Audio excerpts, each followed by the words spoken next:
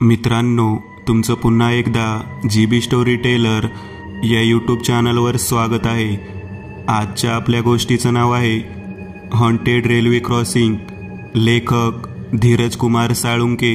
पण गोष्ट सुरू करण्याआधी जर कोणी या चॅनलवर पहिल्यांदाच आलेले असाल तर त्यांनी या चॅनलला सबस्क्राईब करायला विसरू नका। चला तर मग अजिबात वेळ न घालवता गोष्टीला सुरुवात करूया।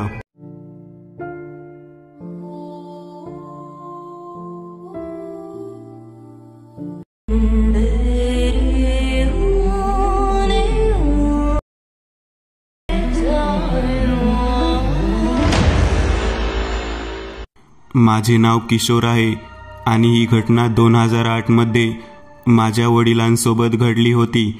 तेव्हा मी 8 ते 9 वर्षांचा होतो।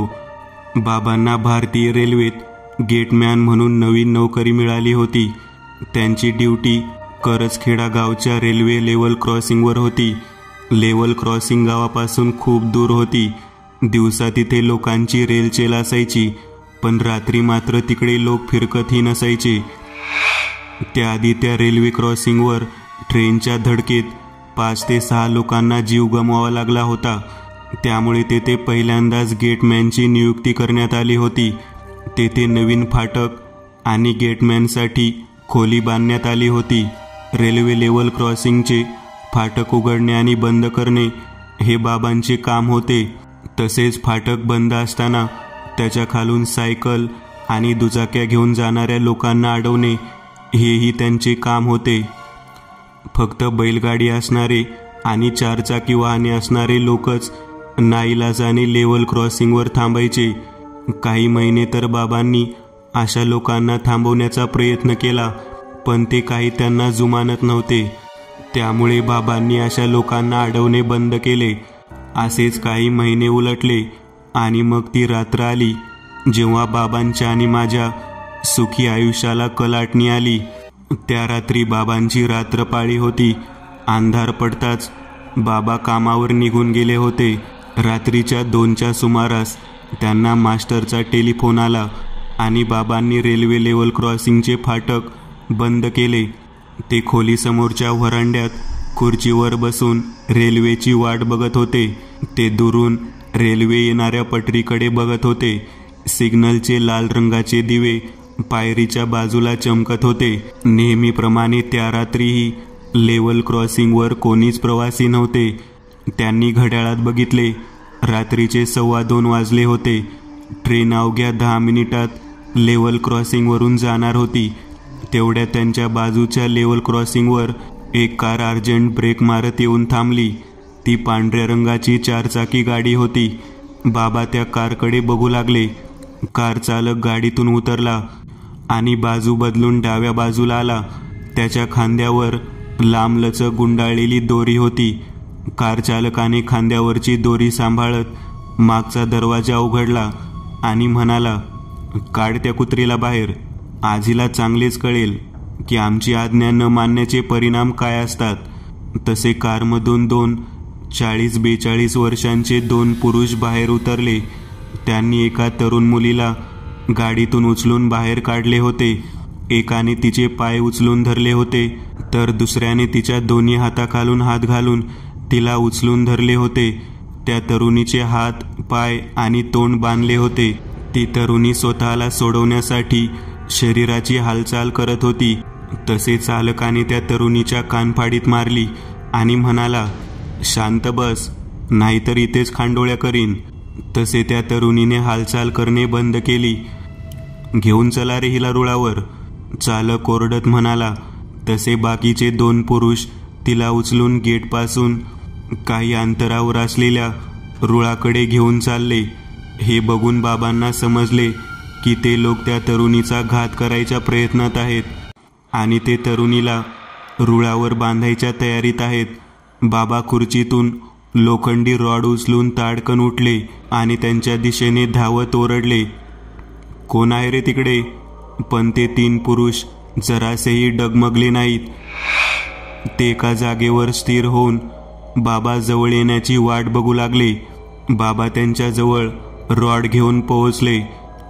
"मुलीला सोडा," नाहीतर एकेकाच्या डोक्याचा चुरा करीन. बाबा त्यातल्या एका माणसाच्या, ज्याने तरुणीला उचलले होते, त्याच्या डोक्यावर रॉड उगारून ओरडले. ते दोघे बाबाकडे घाबरलेल्या नजरेने बघू लागले, पण तो चालकाने चालाकी करत कमरेत लपवून ठेवलेला सुरा काढला आणि थेट बाबांच्या गळ्यावर ठेवला. काय रे भाड्या, स्वतःला काय सलमान खानचा बाप समजतो का? बोल, चिरू का गळा?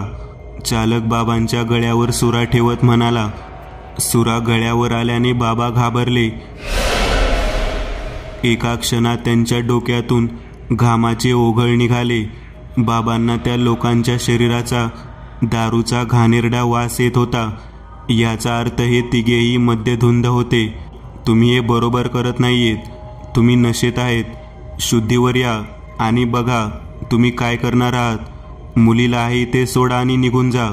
मी तुमच्याबद्दल कोणालाही काहीच सांगणार नाही. बाबा थरथरत्या आवाजात हिम्मत करत म्हणाले. हे ऐकून ड्रायव्हर बाबांना चापट लावत म्हणाला, दीडशान्या, आम्हाला शिकवू नको. आम्हाला चांगलंच माहिती आम्ही काय करतोय. हातातला रॉड खाली टाक आणि गुपचूप आमच्या सोबत चाल. बाबा घाबरले होते. चाकूच्या धारेवर त्यांचा गळा होता, त्यामुळे ते त्या माणसाबरोबर रेल्वे क्रॉसिंग पासून काही मीटर रुळावर आले. त्या दोघांनी त्या तरुणीला रुळावर टाकले. चालकाने खांद्यावरची दोरी काढली आणि त्या दोघांनी तरुणीला रुळावर बांधायला सुरू केले. ती तरुणी हालचाल करत होती. बाबांकडे बघून त्यांना डोळ्यांनी वाचवण्याची विनवणी करत होती, पण बाबा विवश होते. त्यांच्या गळ्यावर अजूनही सुरेची धार होती. त्या दोघांनी तरुणीचा गळा आणि दोन्ही पाय रुळावर बांधला. बाबा हे उघड्या डोळ्यांनी पाहू शकत नव्हते, त्यामुळे त्यांनी त्यांचे तोंड फिरवले. त्यांच्या मनात त्या निर्दयी माणसांविषयी क्रोध भरला होता, पण ते काहीच करू शकत नव्हते. ती तरुणी हालचाल करत होती, तोंडातून आवाज काढण्याचा प्रयत्न करत होती. हे पाहून त्यातील एका पुरुषाला राग आला आणि त्याने त्या तरुणीच्या जोरात कानफाडीत मारली. हे ऐकून बाबांचा क्रोध अनावर झाला. अरे नीच माणसांनो, या जागी तुमची आई बहीण असती तर काय असेच केले असते का? बाबा त्यांच्यावर ओरडून बोलले. हे पाहून ते तिघेही चिडले. आमची आई बहीण काढतो, ते ओरडले आणि त्या तिघांनीही बाबांवर हल्ला चढवला. ते तिघे बाबांना लाथाबुक्यांनी मारू लागले. बाबा रुळावर पडले. ते तिघे बाबांना लाथांनी मारू लागले. तोच दुरून रेल्वेचा भोंगा वाजला. रेल्वे काही किलोमीटर अंतरावर आली होती. काहीच मिनिटात ती तिथे पोहोचणार होती. खूप मस्ती आली का तुला? ए बक्या पक्या, ती उरलेली दोरी आणा आणि बांधा याला पण पोरीच्या बाजूला. चालक बाकी दोघांना म्हणाला. हे ऐकून बाबा हादरून गेले. त्यांच्या हृदयाची धडधड वाढली. बबे आणि पक्या दोघे दोरी घेण्यासाठी मागे वळले. चालक एकटाच होता. त्याच्या हातातला चाकू कुठेतरी गळून पडला होता. त्याचे पाय बाबांच्या डोक्याजवळ होते. बाबांनी संधी साधून त्याचे पाय ओढले. चालक खाली पडला. बाबांनी सर्व ताकद एकवटली आणि तेथून पोबारा केला. ते तिघे माणसे त्यांच्या मागावर लागले, पण शुद्धीवर नसल्यामुळे पळताना रुळाच्या बाजूच्या ओबडधोबड खडीवरून एक एक करत जमिनीवर पडले. रेल्वेचा भोंगा अजूनही जोरजोरात वाजतच होता. त्याचा आवाज आता फक्त काही अंतरावरून येत होता. बाबा धावत लेवल क्रॉसिंगच्या खोलीबाहेर पोहोचले. त्यांची सायकल तिथेच होती. त्यांनी ती उचलून वळवली आणि पेडल मारत गावाच्या दिशेने निघाले. ते निघताच 1 मिनिटांच्या आतच ट्रेन लेवल क्रॉसिंगवरून निघून गेली. बाबांनी सायकलवरून उतरून मागे वळून बघितले आणि त्या तरुणीसोबत काय झाले असेल याचा विचार करून त्यांच्या डोळ्यात अश्रू आले. पण ते थांबले नाहीत. ते काहीच वेळात गावात पोहोचले आणि गावकऱ्यांना घेऊन लेवल क्रॉसिंगवर पोहोचले. तेव्हा लेवल क्रॉसिंगवर त्या अपराध्यांची गाडी नव्हती. त्यांनी तिथून केव्हाच पोबारा केला होता. बाबा गावकऱ्यांना घेऊन त्या रुळावर पोहोचले. जेथे त्या तरुणीला बांधले गेले होते आणि त्यांना त्या तरुणीचा तुटलेला मृतदेह दिसला. तिचे मुंडके रेल्वेच्या चाकाखाली येऊन चुरा झाले होते. रुळावर रक्ताचा सडा पडला होता. दोन्ही पायांचे तुकडे झाले होते. हे पाहून बाबांच्या डोळ्यात अश्रू आले. त्यांच्या मनात त्या तरुणीचा जीव न वाचवू शकण्याची खंत निर्माण झाली. बाबांनी पोलिसांना बोलावले. पोलीस घटनास्थळी आले. बाबांनी पोलिसांना घडलेली सगळी घटना सांगितली. अंधार असल्याने बाबा त्यांचे चेहरे व्यवस्थित पाहू शकले नाहीत, पण तरीही त्या 3 अपराध्यांची चित्रे बनवण्यात आली. मृतदेहाचा चेहरा चुरा झाल्यामुळे त्यांची ओळख पटली नव्हती. असो, पण त्या घटनेमुळे बाबांना खूप मोठा धक्का बसला होता. त्या घटनेनंतर बाबा खूपच आबोल झाले. ते न आईशी बोलत, न माझ्याशी बोलत. शिवाय त्यांचे जेवणावरही लक्ष नव्हते. रात्रीची पाळी काही दिवस बंदच होती. त्यांना व्यवस्थित झोपही येत नव्हती. ते अचानक झोपेतून दचकून उठायचे. आई त्यांना खूप वेळा कारण विचारायची, पण ते सांगत नसायचे. एके दिवशी रात्री बाबा असेच दचकून ओरडले आणि झोपेतून जागे झाले. त्यांच्या आवाजाने मीही घाबरून जागा झालो, पण झोपेचे नाटक करत मी डोळे बंद करून ऐकत राहिलो. काय झालं? स्वप्न होतं का? आईने विचारले. हो, बाबांनी उत्तर दिले.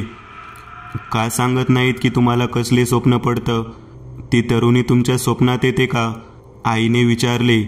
बाबा काही वेळ शांत राहिले आणि मग बोलू लागले.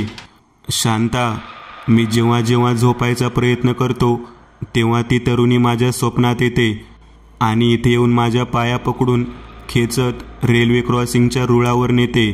अगदी त्याच जागी ज्या जागी तिचा मृत्यू झाला होता.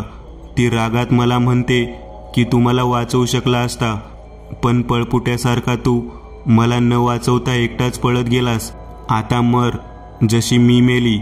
मी तिला माफी मागतो, मला सोडून दे म्हणतो, पण ती मला सोडत नाही. मी तिची माफी मागतो, पण ती तरुणी मला सोडत नाही. दुरून रेल्वे भोंगा वाजवत येते. मी तिच्याजवळ जीवनाची भीक मागतो, पण ती काही मला सोडत नाही. आणि मग रेल्वे माझ्या शरीराचे तुकडे करत तेथून निघून जाते आणि मी दचकून जागा होतो. हे ऐकून आई म्हणाली, तुमच्या मनात खंत आहे की तुम्ही तिचा जीव वाचवू शकले नाहीत. तुम्ही त्या घटनेला विसरून जा, म्हणजे तुम्हाला ती वाईट स्वप्ने येणे बंद होईल. बाबांनी होकार दिला, पण बाबा काही त्या घटनेला विसरू शकले नाहीत. त्यामुळे ती घटना विसरण्यासाठी त्यांनी दारूचा आधार घेतला. काहीच वेळे त्यांना दारूचे वाईट व्यसन जडले. ते शारीरिक आणि मानसिकदृष्ट्या दुर्बल झाले. ती घटना विसरण्यासाठी त्यांनी स्वतःची बदली करून घेण्याचा प्रयत्न केला, मात्र त्यांना बदली मिळाली नाही. त्यांनी खूप दिवस रात्रपाळी केली नव्हती. त्यामुळे 2 महिने उलटल्यानंतर एके दिवशी बाबा रात्रपाळीवर कामाला गेले. रात्रीच्या 2 वाजेपर्यंत 3 रेल्वे निघून गेल्या होत्या. मास्टरचा फोन येताच बाबांनी गेट उघडले आणि खुर्चीत जाऊन बसले. डोकेदुखीमुळे त्यांचे डोके फनफन करत होते. त्यांनी आराम करण्यासाठी सहज डोळे झाकले आणि काहीच वेळात त्यांना स्त्रीच्या रडण्याचा आवाज ऐकू येऊ लागला. त्यांनी डोळे उघडले आणि कानोसा घेतला.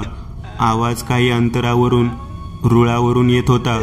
बाबा उभारले आणि खोलीपासून काही अंतरावर आले.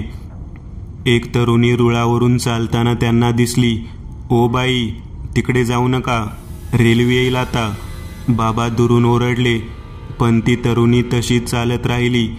त्यामुळे बाबा रुळाच्या बाजूने धावत तिच्या जवळ जाऊ लागले. ती तरुणी रुळावर पाठमोरी बसली. बाबा तिच्या जवळ गेले. ओ बाई, रुळावरून बाजूला या, बाबा म्हणाले, पण ती फक्त रडत होती. तोच दुरून रेल्वेचा भोंगा ऐकू आला. रेल्वे काही किलोमीटर अंतरावरच होती. म्हणलं ना बाजूला या, रेल्वे जवळ आलीये. नाही सरकला तर मला नाईलाजाने तुम्हाला बाजूला ओढावे लागेल आणि पोलिसांच्या ताब्यात द्यावे लागेल, बाबा म्हणाले. पण तरीही ती रुळावरून सरकेना आणि रडायचीही थांबेना. रेल्वेने हॉर्न दिला. अर्ध्या किलोमीटर अंतरावरच असेल ती. तेव्हा बाबा रुळावर आले आणि तिचा दंड पकडून तिला उठवण्याचा प्रयत्न करू लागले. पण तोच त्या तरुणीने बाबांकडे पाहिले आणि तिचा चेहरा पाहताच बाबा दचकले. ती तीच तरुणी होती जिला रुळावर बांधून टाकण्यात आले होते आणि तिचा मृत्यू झाला होता. त्या तरुणीने बाबांचा डावा पाय पकडला. माझ्यासोबत चल, माझ्यासोबत चल. ती तरुणी बाबांना विनवणी करत होती. बाबा डोळे फाडून तिला पाहत होते. तोच रेल्वेने हॉर्न दिला. बाबा शुद्धीवर आले आणि त्यांनी रेल्वेकडे बघितले. रेल्वे काहीच मीटरवर आली होती. त्यांनी पायाला झटका देण्याचा प्रयत्न केला, पण ती काही बाबांचा पाय सोडेना. तोच भयानक आवाजात हॉर्न मारत रेल्वे जवळ आली आणि त्यांना धडक मारली. तसे बाबा झोपेतून दचकून उठले. समोरच्या रुळावरून रेल्वे हॉर्न मारत भरधाव वेगात धावत होती. त्यांच्या चेहऱ्याला घाम फुटला होता. त्यांना कळून चुकले की हे त्यांचे स्वप्न होते. त्या दिवसापासून जेव्हा जेव्हा बाबा रात्रपाळीला जायचे तेव्हा तेव्हा त्यांना हेच स्वप्न पुन्हा पुन्हा पडायचे. त्याबद्दल बाबा आईला बोलूनही दाखवायचे, पण आई त्यांना धीर द्यायची. हिम्मत देऊन त्यांना कामावर पाठवायची. बाबांची रात्रपाळीवर कामावर जायची हिम्मत होत नसायची, म्हणूनच दारू पिऊन ते त्यांची ड्युटी करायचे. अशातच त्यांना असे समजले की पोलिसांनी त्या तरुणीची केस फाईल बंद केली आहे, कारण 3 महिने उलटूनही त्या मृतदेहाची ओळख पटली नव्हती. शिवाय बाबांनी सांगितलेल्या 3 अपराध्यांचा काहीच पत्ता लागला नव्हता. बाबा रोज रोज पडणाऱ्या त्या तरुणीच्या स्वप्नामुळे आणि मनात असलेल्या खंतेमुळे दिवसेंदिवस खचत चालले होते. ते शरीराने क्रूश झाले होते. फिट येणारे अंगरखे त्यांना सैल होऊ लागले होते. गाल आत गेले होते आणि चेहऱ्याची हाडे दिसू लागली होती. केस आणि दाढी लांब वाढलेली, अगदी एखाद्या संन्याशासारखी. हे पाहून आईने बाबांना गेटमॅनची नोकरी सोडायला सांगितली, पण बाबांनी ती नोकरी सोडली नाही, कारण बाबांनी खूप मेहनत करून आणि लाच देऊन ती नोकरी मिळवली होती. परीक्षा पास होऊनही नोकरीवर रुजू करण्यासाठी त्यांना लाच मागण्यात आली होती. ती लाच देण्यासाठी त्यांनी आपल्या हिश्श्यातील काही जमीनही विकली होती. एके दिवशी रात्री घराच्या दारावर जोरजोरात थापा पडू लागल्या. बाहेर मुसळधार पाऊस चालू होता. शांता, शांता, दरवाजा उघड. बाबा दरवाजा वाजवत दारावर उभे राहून ओरडू लागले. बाबांचा आवाज ऐकताच आईने लगबगीने दरवाजा उघडला. दरवाजा उघडताच बाबा घरात आले आणि जोरजोरात धापा टाकू लागले. अहो, काय झालं? आईने घाबरूनच विचारले. ती तरुणी, ती आज मला दिसली. बाबा धापा टाकत म्हणाले. काय, तीच मेलेली पोरगी का? आईने काळजीने विचारले. हो, ती रुळावर उभे राहून मला तिच्याजवळ बोलावत होती. मी खोलीत गेलो तर दरवाजा थोपटत होती. मी कसाबसा तिथून निसटून घरी आलो आहे, बाबा धापा टाकत म्हणाले. हे ऐकून मीही चांगलाच घाबरलो होतो. याचा अर्थ बाबांनी त्या तरुणीचा आत्मा बघितला होता. अहो, तुम्हाला भास झाला असेल किंवा तुम्ही स्वप्न बघितले असेल. आई म्हणाली. नाही, मी तिला माझ्या डोळ्यांसमोर बघितले. मी झोपीत नव्हतो न मला कोणता भास झाला आहे. ते म्हणाले, मला लपलं पाहिजे, नाहीतर ती मला मारून टाकेल. बाबा वेड्यासारखे बोलत खाटेखाली जाऊन लपले. हे पाहून आई म्हणाली. अहो, असं काय करताय? ती तुम्हाला का मारेल? तुम्ही तिचं काहीच वाईट नाही केलं, आणि मारायचं असतं तर तुम्हाला आधीच मारलं असतं. इतके दिवस थांबली का असती ती? हे ऐकून बाबांचे डोळे चकाकले. ते खाटे खालून बाहेर आले. हो, बरोबर बोलत आहेस तू. ती का मारेल मला? मी नाही घाबरलं पाहिजे. मला जावं लागेल ड्युटीवर, नाहीतर माझी नोकरी जाईल. बाबा आत्मविश्वासाने पण वेडपटपणाने बोलले आणि घरातून भर पावसात भिजत गेले. मागून आई त्यांना थांबवायचा प्रयत्न करत होती, पण ते थांबले नाहीत. हे बघून आई त्यांच्या मागे छत्री घेऊन गेली. ती जेव्हा रेल्वे क्रॉसिंगवर पोहोचली तेव्हा तिला बाबा वेड्यासारखे एकटक रुळाकडे बघताना दिसले. अहो काय बघताय, काय आहे तिकडे, आईने विचारले. ते बघ, ती कशी उभारून बघते माझ्याकडे, बाबा रुळाकडे बोट दाखवत बोलले. आईने तिकडे पाहिले पण तिला तिकडे कोणीच नाही दिसले. अहो तिकडे कोणीच नाहीये, आई म्हणाली. अगं तिथं तर उभी आहे ती, दिसत नाहीये का तुला, बाबा ओरडून बोलले. तिकडे कोणीच नाहीये, आई म्हणाली. तुझे डोळे फुटले आहेत का, मी म्हणलं ना ती तिथे आहे, बाबा आईवर ओरडून बोलले. हे ऐकून आईला वाईट वाटले आणि आई रडत रडत घरी परतली. तिने मला झालेली घटना सांगितली. दुसऱ्या दिवशी आईने तिच्या आईला म्हणजे आजीला बोलावून घेतले. तिने बाबांची समजूत काढायचा प्रयत्न केला आणि नोकरी सोडायला सांगितले, पण बाबा तिच्यावरही ओरडून निघून गेले. बघ शांते, तुझा नवरा वेडा झाला आहे, काही भूतूत नाहीये क्रॉसिंगवर, असतं तर सगळ्यांना दिसलं असतं. तू माझ्यासोबत गावी चल आणि नोकरी सोडूपर्यंत काही वापस येऊ नकोस, आजी म्हणाली. नाही, मी त्यांना सोडून येणार नाही, आईने उत्तर दिले. शेवटी आजी वापस गेली, पण बाबांचे वागणे काही सुधारले नाही. दिवसेंदिवस त्यांचा वेडेपणा वाढत जात होता. ते नेहमी म्हणत की त्यांना ती तरुणी रेल्वे क्रॉसिंगवर दिसते. ती कधी रुळावर उभी असते, तर कधी रेल्वेच्या इंजिनवर बसून जाते, तर कधी रडत बसते. त्यांना रुळावर बोलावते, पण आईला आणि मला त्यांच्या बोलण्यावर कधीच विश्वास बसला नाही. कित्येक वेळा तर मीच आईला प्रश्न विचारत असे की आई, बाबा वेडे तर नाहीत ना झाले, आणि माझा हा प्रश्न ऐकताच आई मला चापट देत असे. पण त्यानंतर ती खूप रडत असे. तिलाही आतून वाटत होते की बाबा वेडे झाले आहेत. एका रात्री बाबा लेवल क्रॉसिंगवर बसले होते. रात्रीचे 2:30 वाजले होते. बाबा खूप नशेत होते आणि ट्रेनची वाट पाहत होते. ट्रेन जवळच पोहोचली होती आणि हॉर्न वाजवत होती. तेवढ्यात एक पांढऱ्या रंगाची कार गेट तोडून रुळावर थांबली. ते पाहून बाबा रुळाकडे धावले. त्यांनी गाडीच्या आत डोकावून पाहिले तेव्हा त्यांना काचेवर 2 लोकांचे चेहरे दिसले, जे मदतीसाठी ओरडत होते. कदाचित गाडीचा दरवाजा उघडत नव्हता. बाबांनी त्यांचे चेहरे ओळखले. ती 2 मद्यधुंद माणसे म्हणजे बब्या आणि पक्या. तेवढ्यात बाबांना ट्रेनचा हॉर्न ऐकू आला. ट्रेन अगदी जवळ आली होती. बाबा पटकन गेटच्या बाहेर पडले आणि ट्रेन गाडीला चिरडून पुढे गेली. ट्रॅकच्या दोन्ही बाजूला कारच्या तुकड्यांचा ढिगारा पसरला होता. त्यांच्यासोबत मृतदेहांचे तुकडे विखुरलेले होते. कुणाचे हात, कुणाचे डोळे, कुणाचे पाय, पोट, घोटे तिथे विखुरले होते. पण तेवढ्यात बाबांची किंकाळी ऐकू आली, वाचवा.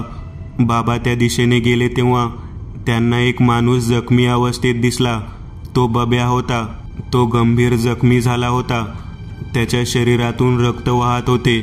कदाचित ट्रेन गाडीला धडकल्यावर काच फुटली आणि तो आतून बाहेर ओढून पडला. म्हणूनच तो एकटा जिवंत राहिला होता. त्यांनी त्याला रुग्णालयात दाखल केले. बाबांनी पोलिसांना सांगितले की हा माणूस त्या 3 पुरुषांपैकी एक होता, ज्यांनी मुलीला रुळावर बांधले होते. जेव्हा तो माणूस शुद्धीवर आला तेव्हा तो रडू लागला. त्याने आपल्या 2 मित्रांसोबत मिळून मुलीचा खून केल्याचे जबाब पोलिसांना दिले. पोलिसांनी त्याला कारण विचारले असता त्याने सांगितले की तो आणि त्याचे मित्र दलाली करायचे आणि मुलीला जबरदस्तीने धंदा करायला लावायचे. मात्र मुलीने त्यासाठी नकार दिला. तिने अनेक वेळा पळून जाण्याचा प्रयत्न केला होता. त्यामुळे संतप्त होऊन त्यांनी तिची हत्या केली. पण तिला मारल्यानंतर ती मुलगी नेहमी त्याच्या स्वप्नात यायची आणि त्याला भयानक रीतीने ओढून ट्रेन खाली चिरडायची. त्या रात्री ते तिघेही गाडीने जात असताना अचानक काही काळा धूर ड्रायव्हरच्या अंगात गेला आणि तो मुलीच्या आवाजात बोलू लागला आणि त्याने लेवल क्रॉसिंगवर गाडी थांबवली आणि मग त्यांचा अपघात झाला.